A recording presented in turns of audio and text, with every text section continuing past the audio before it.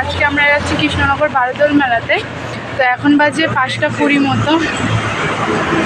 আমি আর মুন্না যাচ্ছি। তো চলো ভিডিওটা স্কিপ না করে কন্টিনিউ দেখতে থাকো। আসলে বন্ধু সবার অনেক ভালো লাগে। আমরা বাস থেকে নেমে পড়েছি আর এখন যাচ্ছি রাজবাড়ির দিকে।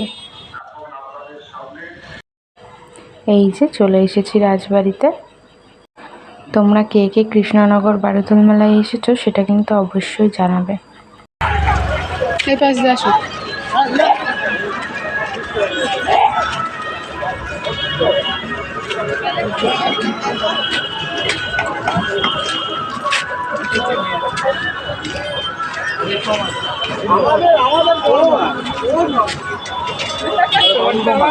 এইখানে দাঁড়া একটা ছবি।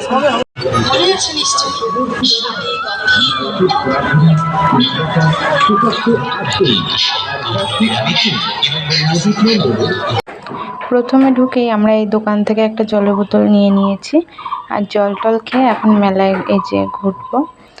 আর এখন এত গরম পড়েছে, একটু পর পর কিন্তু গলা শুকিয়ে যায়।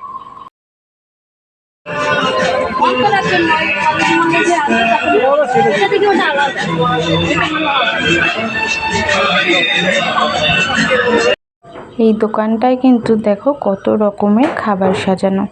এই খাবারগুলো কিন্তু অরিজিনাল না, এগুলো সব মাটি দিয়ে তৈরি, কিন্তু দেখে তোমরা ধরতেই পারবে না যেগুলো সব মাটির।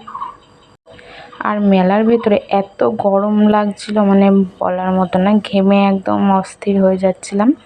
তারপরে ওখান থেকে বেরিয়ে আমরা একটু এই সাইডে চলে এসেছি, এই সাইডে ঘুরছিলাম।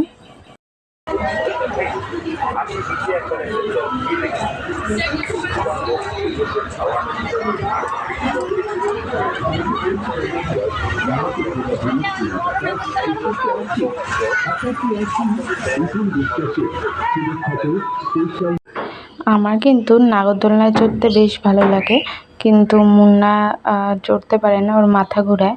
এর জন্য আমিও চড়তে পারলাম না, কারণ একা একা কি আর ভালো লাগে এইসব নাগরদোলনায় উঠতে।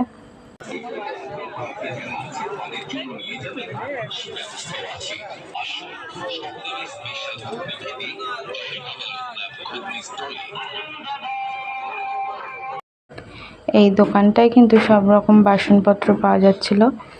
আর এই দোকান থেকে এই যে এই প্লেটটা নিয়েছি পুচকির জন্য।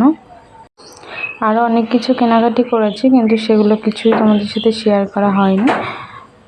আর এই দেখো এই দোকানটা এত সুন্দর সুন্দর পুতুল, সব কিন্তু মাটির তৈরি। শুধু মাটির বলে না, অনেকগুলো পাথরেরও তৈরি আছে, অনেক রকম আছে, কিন্তু খুব সুন্দর সুন্দর ছিল পুতুলগুলো। আর ওই দেখো ওখানে একটা মা দুর্গা আছে না, ওটা কিন্তু দেখতে দারুণ লাগছিল সামনে থেকে। আর এই দেখো রাজবাড়িটা সব লাইটিং দিয়ে সাজিয়েছে। আজকে কিন্তু এই রাজবাড়িটা দেখতে খুব ভালো লাগছিল।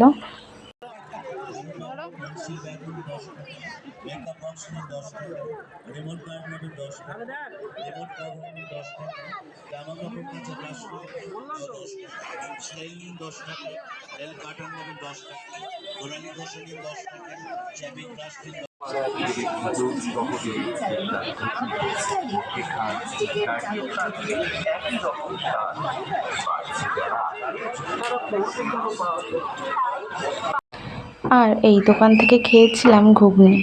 যেহেতু আমাদের সাথে কিছু ঠাকুরের জিনিস ছিল, তার জন্য কিন্তু আমরা আমিষ কিছু খাইনি, যা খেয়েছি সব নিরামিষই খেয়েছি। আর যাওয়ার সময় বাড়ির জন্য পাঁশকুড়ার চপ নিয়ে নিয়েছি।